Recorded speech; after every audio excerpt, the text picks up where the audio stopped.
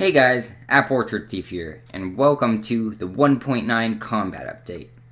In this video, I'm going to be going over the biggest changes and some of the smaller changes. I'm going to go pretty in depth to what they added to this update.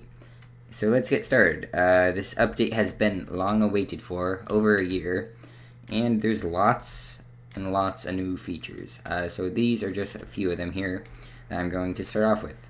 I'm going to divide this video up into about 3 sections. The first being combat related stuff, which is right here. The second being miscellaneous changes and features that have been added.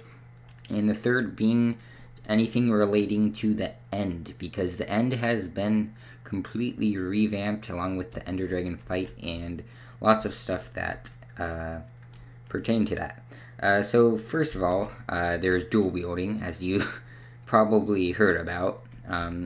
So to dual wield, you have this little slot here. You can place items in it, and then you can hold 2 things at the same time. For bows, you can just do this, and F5. See, I'm kind of guarding my side with it, and then fire. And if you switch this up, you can kind of do right click and shield. You can't fire with a bow when it's in the other hand. And you can click the key F to switch whatever's in your hotbar with your offhand, like that. So now let's get rid of that shield and talk about the new arrows they've added to this update. The first one we got here is the spectral arrow.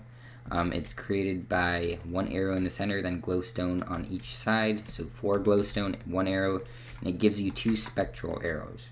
Something to note about arrows and the dual wielding hand: if you put any arrows in this hand, it will default to that arrow no matter what. If you do not do that, it will pick whichever arrow is the lowest in the hotbar down here. So if it's closer to this side, it's going to choose that arrow. If it's over here, it's not going to choose that one unless it's the only one on the hotbar. So that's out of the way. Let's get something to shoot. Let's use a pig, because pigs are pretty cool. So with the spectral arrow, what it does is you can shoot something. I'm not gonna do it. Oh, I missed. It did not work. Oh, I dropped the spectral arrow. Duh. I am not showing off my combat skills, trust me. But as you saw there before I killed him, he had a little outline above him. So let's get a couple more spectral arrows so that we can show off this feature. Oh my gosh, I'm going to kill him again. There we go. So there's this ring around him, and he has this effect. When he's behind walls with this arrow, this effect on him, you can see him through it, which is really useful for PvP, or if you're in a cave with a mob and you're kind of scared of it. That will let you know where it is. So that's pretty useful, especially for PvP. And that is why this is the combat update. And along with that arrow, there's 14 other arrows that use lingering potions, a new type of potion, to make tipped arrows. What you do is you put 8 arrows around any lingering potion, and it will create the tipped arrow for that potion. And you might be wondering what a lingering potion is. I'll explain that in one moment. But I'll show you all the arrows right now.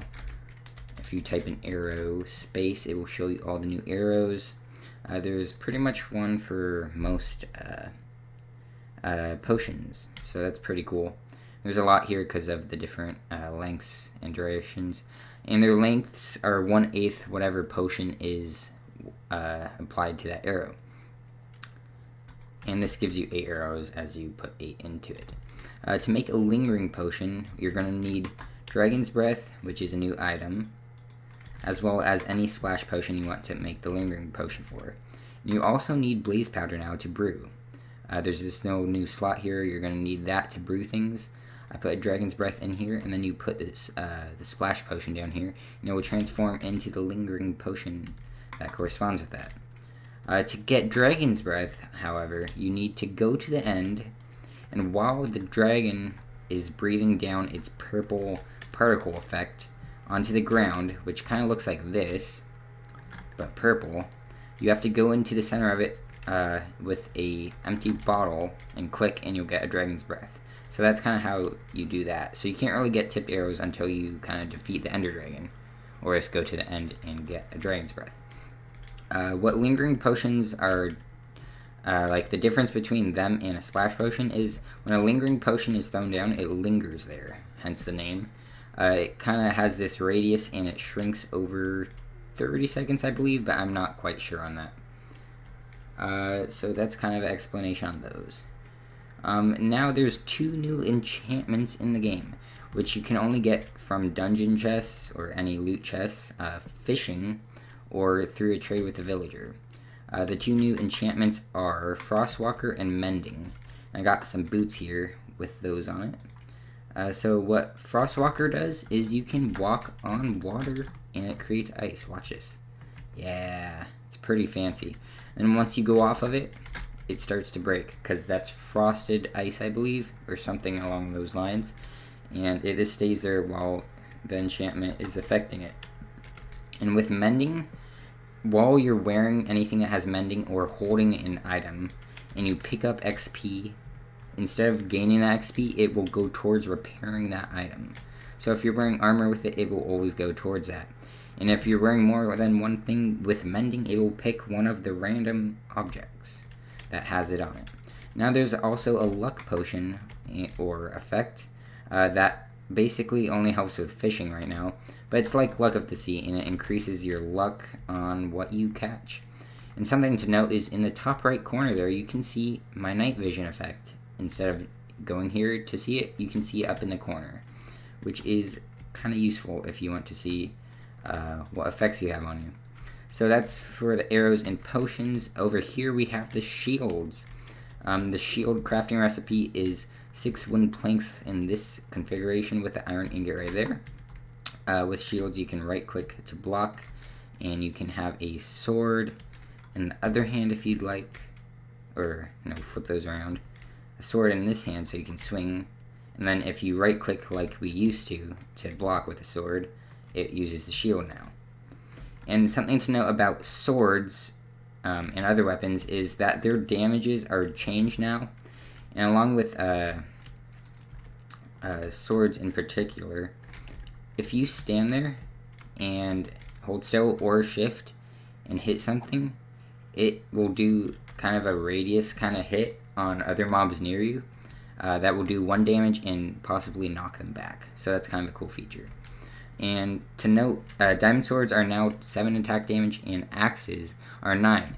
But as you can see when I swing on the right of the hotbar down there, there's kind of a reloading period. And when you hit things, like the skeleton for example, hearts fly off of him. And if I just keep swinging really fast, it won't do as much damage as if I were to wait for the weapon to recharge. So that's kind of a new feature, and it was kind of controversial at first, but I think people will get used to it eventually. It will make PvP much more interesting. So that's pretty much it for these. Something to note about the shields is you can apply a banner to them to get this other shield here, and you can actually hold 2 shields at once, which is kind of funny. Look at that. So look at the difference there. That's because I put a banner on it. So now I'm going to switch on over to the miscellaneous parts of this video. So one of the first notable changes in this update is the changes they have made to boats. So I have a little dock over here, and as you can see, this is a spruce boat if you go hover over it. That's because they added variations for each wood type, as well as there are some ores on it. The recipe is the same, but there's some ores on them now. They're a little bit longer because they can also hold another entity in them. So if you go in the boat, you control them with keys now. Let's see if we can get this wolf. Oh, he ran away. Let's pick up this wolf maybe. I don't know if we can. I don't know exactly how to, but you can carry up to 2 entities, including yourself. So 2 at one other. And how to control boats now. One, if you want to turn, you use the left and right keys as if you were walking, and it spins one oar or the other. And if you want to go straight, you just hold down the straight key, like you're walking. And you can look around and still go straight, because looking around does not control your movement anymore, which is really nice. Something that's really handy now. Oh, I'm getting dizzy. Watch me ram this dock at full speed. Full speed ahead. Yep, they don't really break anymore if you hit things with them, which is really useful. I'm not sure how to get mobs in them, but I know you can. Let's see if we can push them in. Oh, there we go. Let's take a little trip with them. Let's go, puppy. Yeah, that'd be kind of cool if your arm's animated with the paddles, but that would be kind of difficult, I think. So on to our next miscellaneous addition to the game. There are 2 additional foods in the Minecraft game now. One being the beetroots themselves, and 2 being the beetroot soup.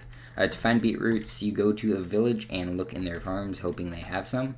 And if you find 6, you can create beetroot soup by putting 6 in the crafting table with a bowl under them. The normal beetroots give you 1 hunger replenished, and the soup gives you 6. Now, you may be thinking to yourself, there's no possible way I could survive this fall. Just to prove to you I have no armor on. There you go. Let's go to game mode, survival, and take a tumble. Oh yeah? Look at that. Look at that. Hay bales have a use now. And it is protecting you from dying when you fall.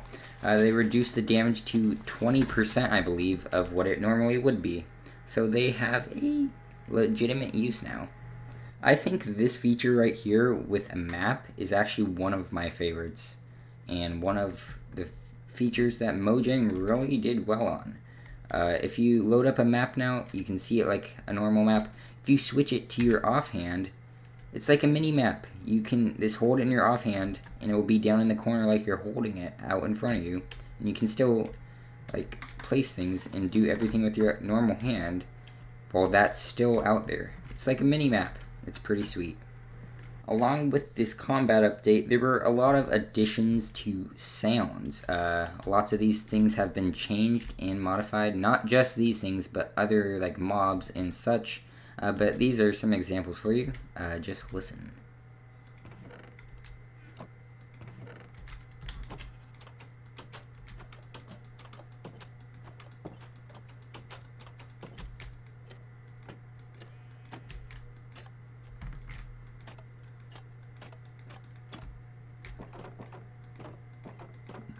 And there you go. So those are some pretty cool new sounds, and I think they add a lot of little detail to the game. Along with nighttime comes sleeping, and in this new update, sleeping looks a little bit cooler. You can see your legs and whatever you're holding in your hand as you sleep. Unlike in the previous updates, where you couldn't throw ender pearls in creative, now you can. And along with ender pearls being updated for creative use, down in the hotbar you can notice that there's actually a cooldown, so you can't just spam ender pearls anymore. I believe it's about 1 second, it looks to be, but that's just a little new feature. If you want to create a path in this update, you don't need any blocks. The grass right in front of you will do just fine as long as you have a shovel. If you right click on grass now with shovels, you can create grass path blocks, as you can see here, which are just 1 pixel lower than normal blocks, similar to soul sand. And they have some kind of grass-like texture with a brownish tinge. Here is a feature that I had no idea about and was actually really excited when they added this. In the ice plains in cold taiga now, there are igloos that can naturally spawn. Inside them you get some ice windows here, a redstone torch furnace with a crafting table, a bed, and some carpet. And if you break the carpet here, there's a 50% chance that there is a dungeon down here.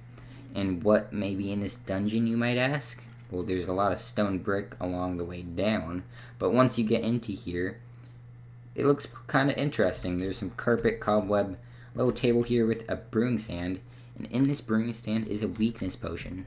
And over here is a chest that has a golden apple in it, guaranteed. And look at this. It has a little priest villager here, and a zombie villager. And something to note, in this update, zombie villagers actually wear the clothes of their villager counterpart. So what it wants you to do is transform this guy. So you just throw this on him and do that. There you go. You're gonna have 2 villagers down here now, which is such a cool feature actually. Along with this update, a few things have changed in world generation, such as strongholds are spawned 128 times per world now instead of the 3 that were before, and they are determined by their location by rings around the origin. Some other things to note are that there is a different super flat preset now, which is void. So let's go ahead and try this out, and it should just be the void. Oh, I see what it is. It's a stone platform so you can build, but then it's the void. That's pretty cool actually. And then something else to note is that if you die in hardcore mode now, you actually have the choice to spectate your world instead of deleting it, which is pretty cool. Okay, now to end this video off with the end stuff. So what we got here is the ender crystal. What you do with this ender crystal is respawn the ender dragon actually. All you need is glass around, eye of ender, and a ghast tear, and you got yourself an ender crystal, or end crystal.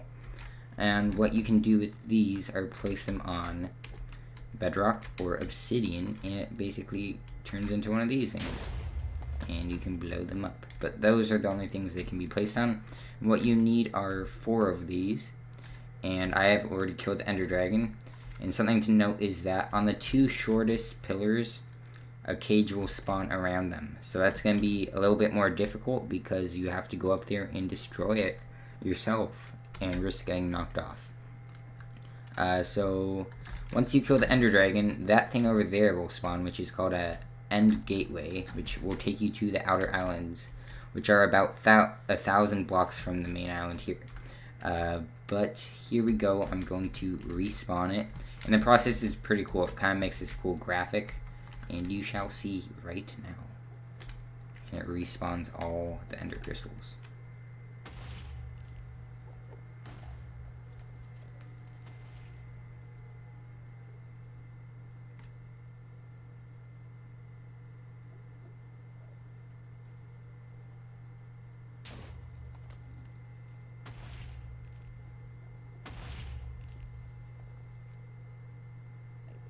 And then the dragon forms way up in the sky, and those blow up. Oh, the egg is gone. But now the dragon's flying around once again, and it also reformed these cages. That's something to note. So once you kill him, where is it? The end gateway will form, but I'm not going to do that. Something to note is that when you do kill him, the portal in the center will light. This is already here, but it will light up with the portal to go back to the overworld, and the egg will spawn. Whoops. And another thing to note is his AI has changed, and now he comes down to this fountain to act like he's drinking, and that's when you can strike on him. And he normally this flies around these pillars, comes down to the center, so it's kind of easy to kill him now, besides the fact that there's cages around those. And he will actually breathe down some dragon's breath. Let's see if he will do that for us, which is this purple kind of potion effect. And that's how you get the dragon's breath potion to make lingering potions, as I mentioned earlier in the video. But I'm not sure if he's going to do that for us, but I'm sure there are lots of videos on the new dragon fight. So let's go over to the end gateway and teleport on over to the outer islands. And what is really cool about this is it looks like you're looking into another dimension. But you notice it's only 1 block high here, so what you have to do is grab yourself an ender pearl and throw it through. And now we're here. So I set up a little area here. These are the outer islands. You may notice there's tons of them, and then there's like little mini islands, and there are chorus plants everywhere. So I'm going to explain some of this stuff right now. So this is a chorus plant I planted here. To plant them, you take the coarse flower from the top, which you can only get by mining it directly. You can't break this to get it. It will not drop. So you can place it on endstone and grow it in any dimension, and it grows up like that. Those are the plants everywhere. Let's go over to one of these, and I'll show you it breaking. It's kind of like cacti. Boom. And what it drops is chorus fruit. And something to note about chorus fruit is that it heals 4 hunger. And let's switch to game mode survival real quick. And when you eat it, you can eat it even when you're full. It teleports you to a random location near you. So this could actually be useful in PvP. Let's go back to creative before we die. But that's pretty cool. And when you put it in a furnace, it turns into popped chorus, which is right here, which is used to make these purple blocks. And this end rod. To make the end rod, you need a popped chorus fruit and a blaze rod. And they light up the same amount as torches do. But what's cool about these is you can place them like this or like this, which is pretty nice. If you take 4 popped chorus fruit, it will make 4 blocks of purpur, which is kind of weird. They're called purpur blocks, but whatever. Then you can make slabs from them, pillars by using the slabs, so it's kind of like quartz and stairs. And when you find an end city that has a end ship next to it, on the bow of the ship, a dragon head will spawn. As kind of like a Viking ship has like a little dragon on the end of it. It's kind of like that. And when empowered, it actually opens its mouth. And it kind of saves the position you stop it at. So I can have it closed or open. So it's pretty cool. And when you wear it on your head, it looks pretty silly. Let's go into F5. It's really giant. And it actually opens and closes when you move. So it's kind of crazy. So that's kind of the new blocks and stuff, as well as if you take 4 of these in this pattern, you'll get, what is it? I think it's called endstone bricks. Yep, and there they are. So there's some kind of new bricks for you. But I'm going to go ahead and find a end city and ship for you guys to show them off now.